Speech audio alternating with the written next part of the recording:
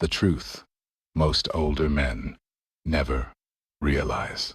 Let me start with this.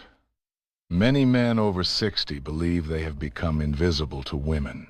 They tell themselves that their days of romance are behind them, that no one notices them anymore, that attraction belongs only to the young. But listen carefully, because that belief is not only false, it is costing you the chance to experience some of the richest connections of your life. The truth is that women in their 60s and 70s are not ignoring you. They are approaching you with signals that most men have simply forgotten how to recognize. After decades of marriage, or years away from dating, many men lose touch with the subtle art of reading interest. Women of your age have refined this art to a level that is almost invisible if you are not paying attention. They do not play the same games younger women might. They ask questions, carefully chosen ones, that reveal their interest while protecting them from rejection. Last week I spoke with a 67-year-old widower who told me something heartbreaking. He said, "I think I am invisible to women now." What he did not realize was that 3 women had flirted with him in the last month. They had each asked questions that signaled genuine interest. He thought they were just being polite. He missed every single one. Here is the shocking reality. Studies show that 67% of people over 60 are actively seeking companionship. Romance does not stop at 60. Love, connection, and intimacy remain as powerful as ever. The problem is not that women are uninterested. The problem is that too many men no longer see the signals, and that is why they feel invisible. Women your age have perfected a strategy built on 5 specific questions. At first, they may sound like casual small talk, but make no mistake, they are careful evaluations. They are ways of asking, without saying it outright, "Could you be someone I want in my life?" While you are thinking she is just being polite, she is quietly measuring your energy, your purpose, your independence, your emotional depth, and your outlook on life. These questions are not random. They are intentional. They test whether you are still vibrant, whether you can share experiences, whether you have the balance of maturity and positivity that makes a man attractive at this stage of life. If you do not know how to respond, you risk shutting down an opportunity before it even begins. But if you learn to recognize them, if you learn to answer with confidence and authenticity, you can transform what feels like a casual exchange into the beginning of something meaningful. Think about it. She asks about your retirement, not because she is curious about your schedule, but because she wants to know if you live with passion. She asks about your cooking, not because she needs a recipe, but because she wants to know if you are independent. She asks about your family, your daily life, your outlook on positivity, because she is searching for the qualities that reveal you are not just surviving, you are still alive. So here is the hook I want you to hold on to. You are not invisible. You are not too old. You are not past the point of attraction. You are standing in the middle of opportunities you may not even recognize. Women are giving you signals every day, wrapped in the form of simple questions. And starting today, you will finally learn to see them. This is not about becoming someone you are not. It is about uncovering the confident, attractive man you already are, the man who still has purpose, energy, and wisdom to share.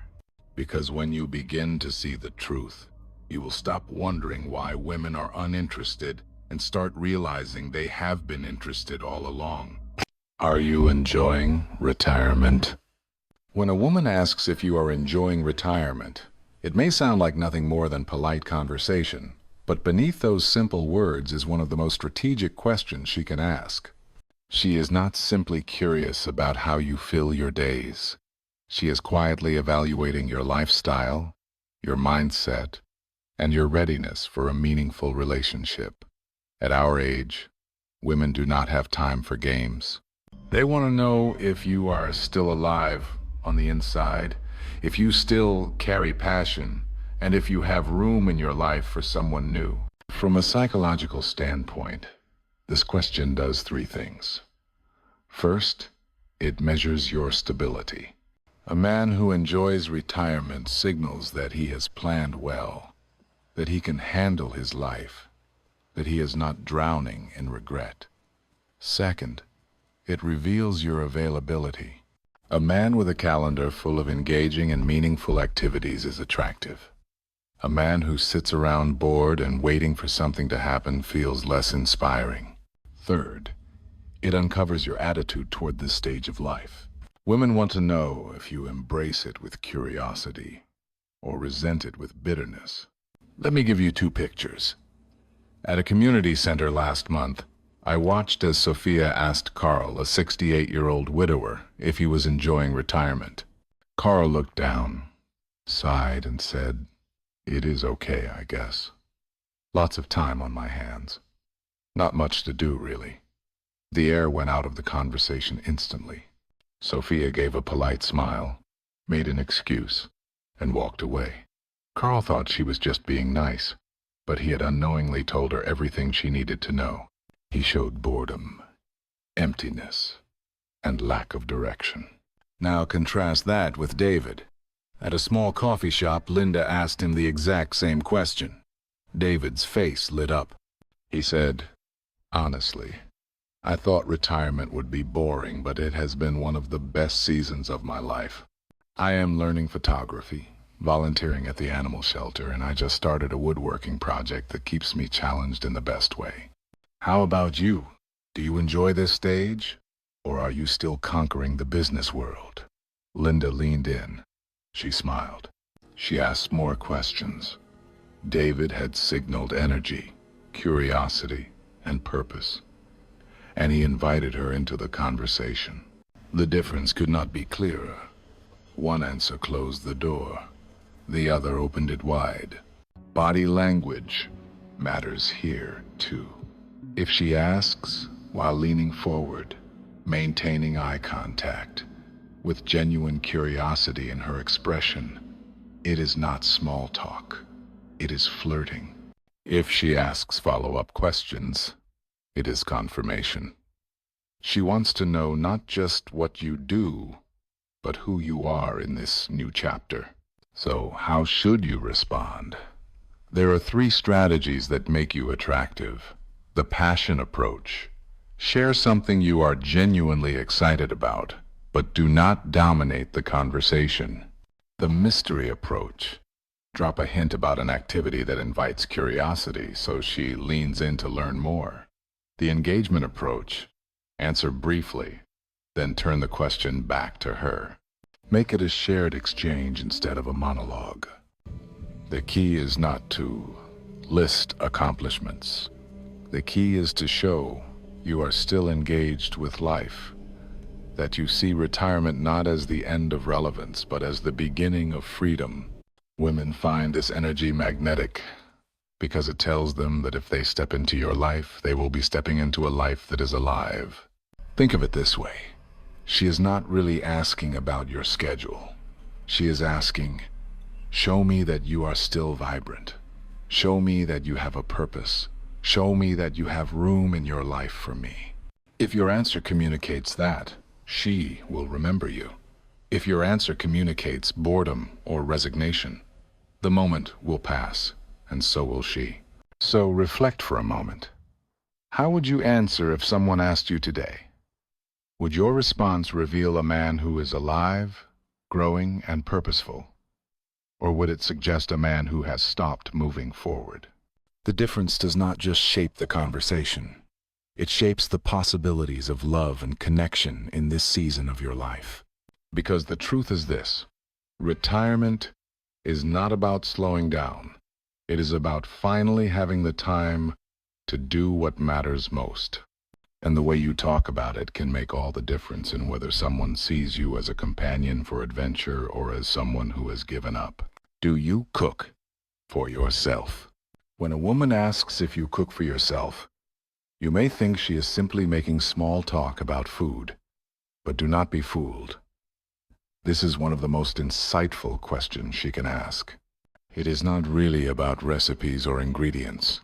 It is about independence, about self-care, and about whether you are the kind of man who can share the warmth of a real partnership. At our age, women are not looking for someone to rescue or to raise. They want a partner who can stand on his own and still make room for intimacy. Think about it. For decades, many women carried the weight of the household, preparing meals, planning, and organizing every detail. By the time they reach their 60s, they are no longer looking to carry someone else. They are looking for balance. When she asks if you cook for yourself, she is asking if you can take care of yourself. She is asking if you are capable of creating comfort, of managing your daily life, and of contributing to a shared space. And beneath it all, she is wondering if you are someone she could imagine cooking with, sharing quiet meals, and creating the kind of intimacy that grows in a kitchen. I once watched two very different responses to this question, and the contrast could not have been sharper. At a small bookstore cafe, Nancy asked Larry if he cooked for himself. Larry shrugged and said, "Not really. I mostly eat out or heat up frozen dinners. My wife used to do all the cooking." The conversation shifted almost immediately. Larry thought he was being honest, but what Nancy heard was helplessness, nostalgia for the past, and a lack of initiative. She lost interest before the coffee even cooled. Now compare that to Samuel at a farmer's market. When Patricia asked him the same question, Samuel grinned and said, "I have become quite the weekend chef. Last Sunday I made an incredible seafood risotto. Took me 3 tries to get it right, but it was worth it. I love experimenting with new recipes, though I admit my smoke alarm has become my kitchen timer." Then he smiled and asked, "What about you? Do you enjoy cooking or trying new things too?" Patricia laughed, leaned in, and the conversation came alive. Samuel had shown competence, humor, and a willingness to learn, while inviting her to share her own story. The psychology behind this is powerful. Cooking is not just about food. It is about intimacy and partnership. When you talk about cooking, you are showing how you care for yourself and how you might care for someone else. You are revealing whether you can create comfort, whether you enjoy sharing, and whether you bring lightness and humor to everyday life. There are 3 approaches that make your answer magnetic. The competent approach. Share that you can handle yourself, that you are capable and confident in the kitchen. The learning approach. Admit you are still figuring things out, but that you enjoy the process and find joy in trying. The sharing approach. Talk about how much you enjoy cooking for others, or how you would love to cook with someone special. Notice what all 3 approaches have in common. They show that you are independent yet open, capable yet approachable. What you want to avoid is signaling dependence or bitterness. Do not say you cannot cook at all. Do not dwell on how your late wife used to do it all. Do not brag as if you are a master chef who needs no one. Women are not looking for perfection. They are looking for authenticity and openness to share. The body language around this question matters too. If she asks while smiling, leaning slightly toward you, or mentioning her own cooking habits, she is flirting.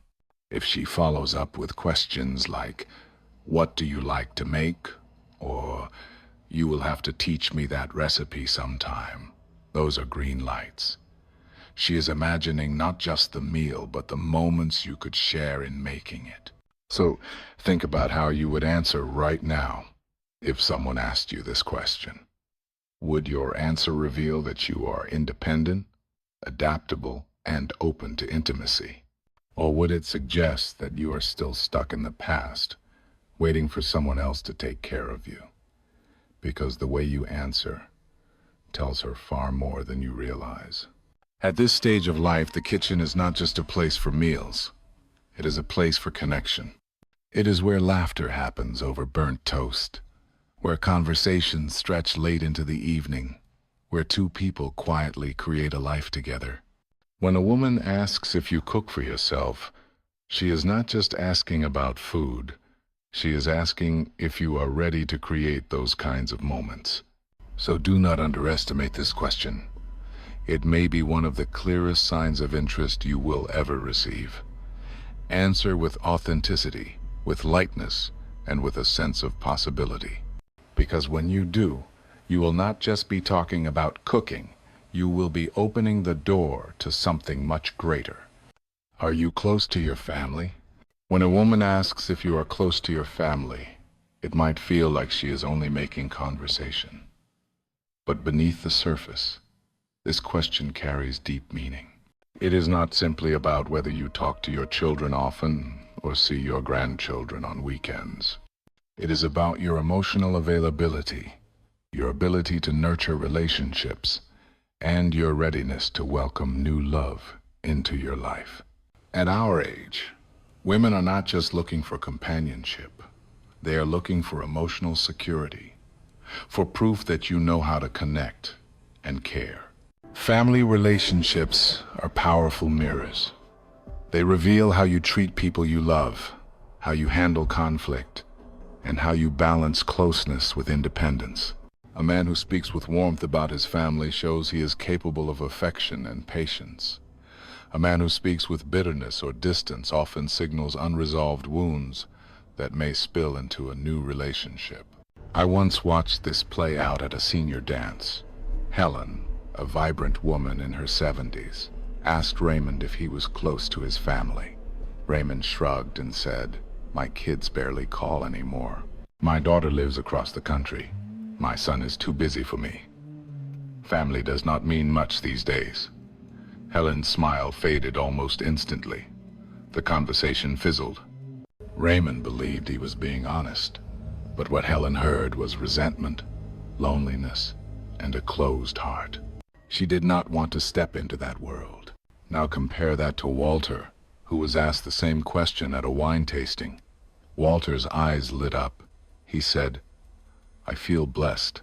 My kids and grandkids are doing well. We are close, but not clingy, and I love that they have built their own lives. I enjoy being part of it when they invite me in. Family has taught me that there is room in life for many kinds of love." Then he gently asked Grace about her family. She smiled warmly, leaned closer, and the conversation deepened. Walter had shown love without neediness, boundaries without coldness, and openness without fear. This question is brilliant because it tests so much at once. She is asking if you are still emotionally alive, if you can love without being possessive, if you can maintain relationships without being dependent. She is also asking if you have space in your heart for someone new, or if your world is so consumed with family or so scarred by disappointment that there is no room left. The way you answer can open a door or close it. If you speak with bitterness, you send a signal of emotional exhaustion. If you overshare family drama, you suggest instability.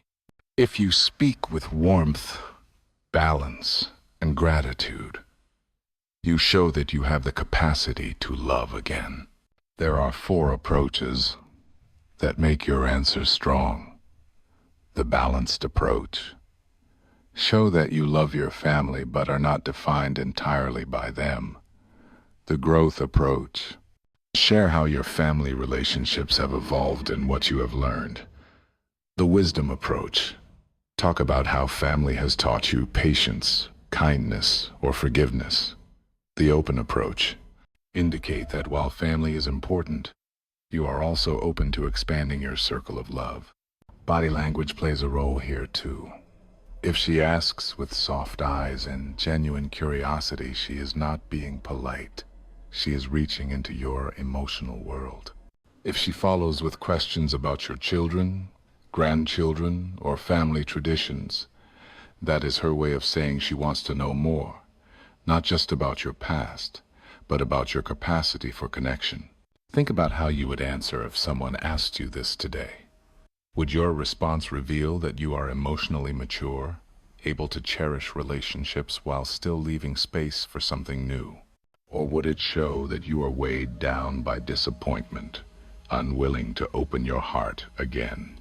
The truth is that, at this stage of life, emotional maturity is incredibly attractive. Women are not looking for men who never faced hardships. They are looking for men who have grown through them. They want to know that you can balance family with romance, that you can bring kindness without dependency, and that you understand that life has room for many kinds of love. So do not underestimate this question. When she asks if you are close to your family, she is asking something far deeper. She is asking, can you open your heart again? Can you bring not just companionship but warmth and emotional presence? And if your answer shows her that you can, you will have revealed one of the most attractive qualities a man can have at this stage of life. What keeps you busy these days? When a woman asks what keeps you busy these days, it may sound like an ordinary question, but at this stage of life, it is one of the most telling.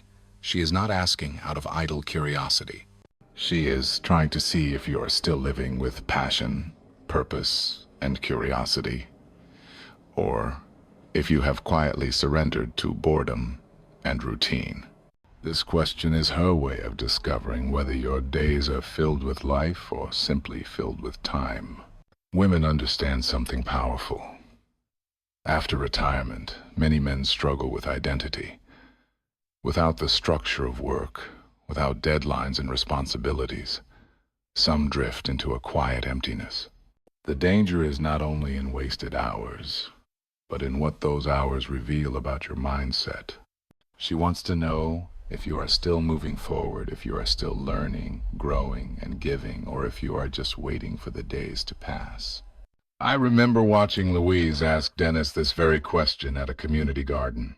Dennis shrugged and said, "Not much, really. I watch television, run errands, maybe visit the hardware store. Pretty quiet life." Louise nodded politely, gave a half smile, and excused herself. The conversation died before it even began. Dennis thought he was being honest, but what Louise heard was stagnation, a life with no spark. Later that same week, I saw Carol ask Michael the same question in a bookstore. Michael's eyes lit up. He said, "Actually, I am having the time of my life. I started learning Spanish. I volunteer at the Literacy Center twice a week, and I have gotten into bird photography. Last weekend I hiked 5 miles just to get a picture of a rare warbler. I am also helping my neighbor restore a classic car, which is harder than I expected, but so rewarding." Then he leaned in and asked, "How about you? What keeps you busy these days?" Carol's smile widened, her body leaned closer, and the conversation flowed easily. The difference was striking. One man revealed a life that was shrinking. The other revealed a life that was expanding. The psychology behind this question is clear. Women are not looking for perfection or endless activity. They are looking for evidence of vitality. They want to know that you are engaged with life, that you still carry curiosity, that you have things to share. They are imagining whether joining your life would feel like stepping into a story that is alive or into one that has already ended. Here are 5 types of answers that create connection. Learning activities. Show that you are still growing, whether through a language, a skill, or a new subject. Service activities. Talk about how you give back, whether through volunteering, mentoring, or helping neighbors. Creative pursuits. Share artistic or inventive passions like painting, woodworking, or photography. Physical activities. Mention walks, gardening, or sports that show you are caring for your body. Social connections. Let her see that you have a community but are not so overscheduled that there is no room for her. What you want to avoid is just as important. Do not list chores or errands as your main activities. Do not say you are bored or have nothing much going on. Do not make your life sound like a routine of television and isolation. Women are drawn to men who see retirement not as a retreat from life, but as an opportunity to finally live fully. Body language plays a role too. If she asks while leaning forward, eyes bright with interest, she is not just passing time. She is probing to see if there is alignment. If she follows up with questions like, "How did you get into that?" or "Maybe I could join you sometime," those are clear signs she is imagining herself in your story. So think carefully about how you would answer if someone asked you today. Would your words reveal a man still hungry for life, or a man who has quietly given up? The difference is not in how impressive your activities are, but in the energy you bring when you talk about them. Michael did not impress Carol with a list of accomplishments. He impressed her with his passion, his curiosity, and his willingness to invite her into his world. That is what women find attractive at this stage. Not a perfect resume of hobbies, but a life that still has room for joy and discovery. This question is not really about how you fill your time. It is about whether your time is still filled with life. And the way you answer may open the door to a connection more meaningful than you ever expected. How do you stay so positive? When a woman asks how you stay so positive, it is not a random compliment. It is one of the most powerful signals of interest you will ever receive. At first glance, it seems like a simple question about attitude. But in truth, it is far more. It is a compliment, a test, and an invitation all at once. She is telling you she has noticed something attractive about your outlook. She is inviting you to share your life philosophy. And she is testing whether your positivity is genuine, born from wisdom and resilience, or just a mask that will crumble under pressure. At our age, everyone has faced loss, disappointment, and hardship. Women know this well, and what they are looking for is not a man who has never suffered, but a man who has learned to rise stronger.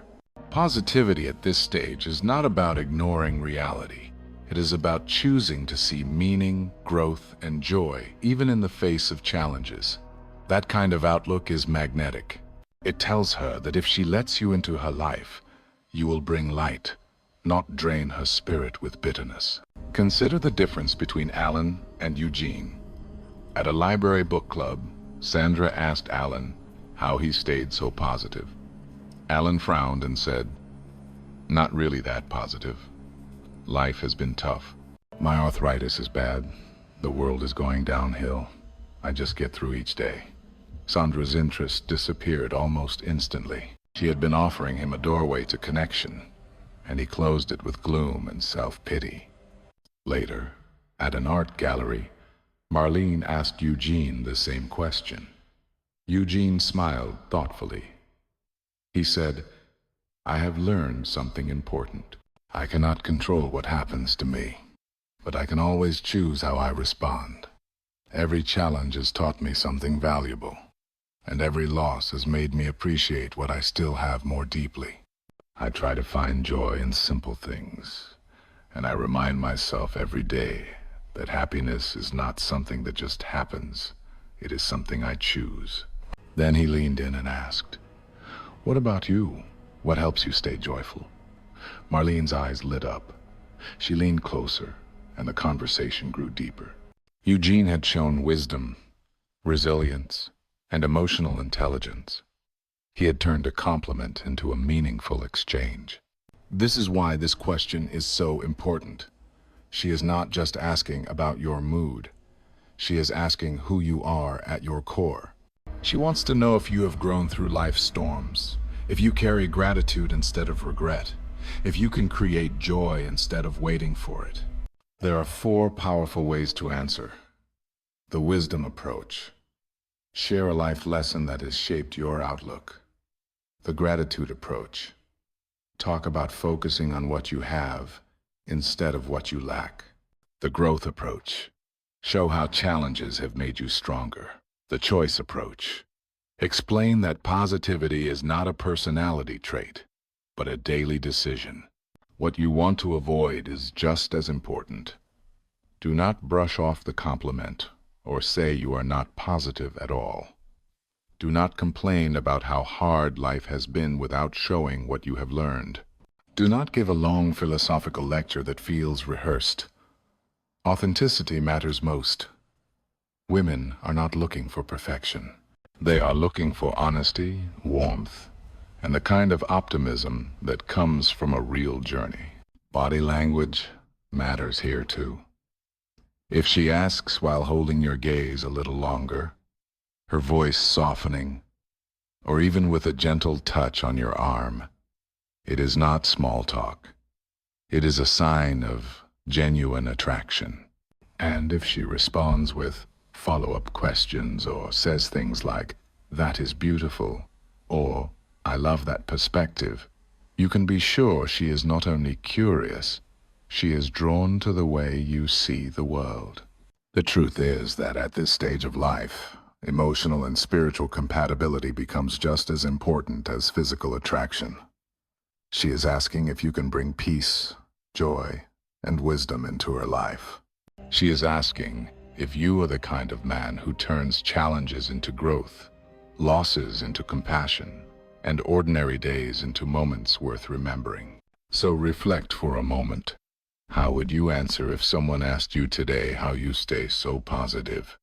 Would your answer show a man who has grown through hardship, who has chosen gratitude over bitterness, who still believes in joy? Or would it reveal a man weighed down by regrets and disappointments? The difference is not small. It may be the very thing that decides whether she sees you as a friend or as someone worth loving. Positivity is not about denying pain. It is about transforming it. It is about carrying scars that prove you survived, lessons that prove you grew, and a spirit that proves you are still alive. When you answer this question with honesty and depth, you are not only showing her your heart, you are reminding yourself of the man you have become. Because in the end, this question is her way of saying, "I see something in you worth knowing. Show me what makes you shine." And when you answer with authenticity, with gratitude, and with hope, you give her exactly what she is looking for. Not perfection, but a man who still chooses joy. You have now seen the truth. Women over 60 are not ignoring you. They are giving you signals through 5 simple but powerful questions. Are you enjoying retirement? Do you cook for yourself? Are you close to your family? What keeps you busy these days? And how do you stay so positive? Each question is more than small talk. Each one is a doorway to connection, a quiet test of your energy, your independence, your emotional maturity, your purpose, and your outlook on life. The choice is yours. You can miss these signals and keep believing you are invisible, or you can recognize them and step boldly into the possibility of love, connection, and joy at this stage of life. You are not too old. You are not finished. You are still worthy of being seen and loved. If this message spoke to you, subscribe to Daily 1% Impact. Join a community built on authenticity, growth, and the belief that every stage of life can be full of purpose and love. Take your next step today.